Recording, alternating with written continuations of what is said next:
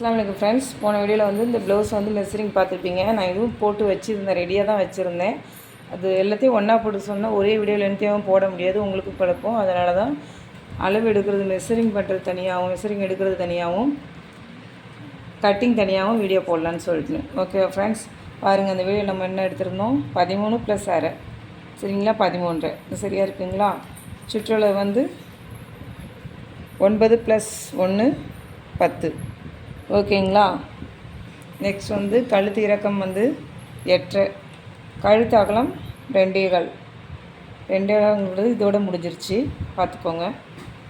தோல் அகலம் வந்து 2.25 + அரை, சரிங்களா? ஆம்கோல் அளவு வந்து 4.5. ஓகேங்களா?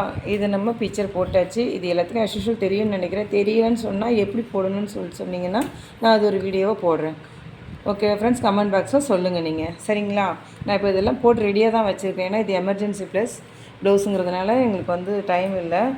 ஓகேங்களா? இப்போ வந்து நம்ம வந்து போட்டிருக்கிற அளவு கரெக்டாக இருக்கான்னு சொல்லிட்டுன்னு ஒரு தடவை செக் பண்ணிக்கலாம். இது நேர் கட்டிங் தான். நேர் கட்டிங் இந்த முறையில் வந்து தைக்கணும். பாருங்கள் ஃப்ரெண்ட்ஸ், இப்போ வந்து நம்ம ஆம்கோல் வந்து அளவு கரெக்டாக இருக்கான்னு சொல்லிட்டு இப்படி தான் வச்சு செக் பண்ணணும்.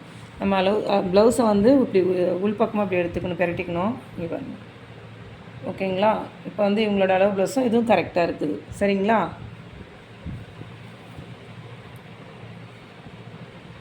அடுத்ததாக வந்து ஷோல்டர்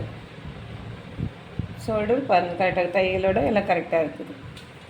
ஓகேவா? அடுத்ததாக பின்கழுத்து இறக்கம்.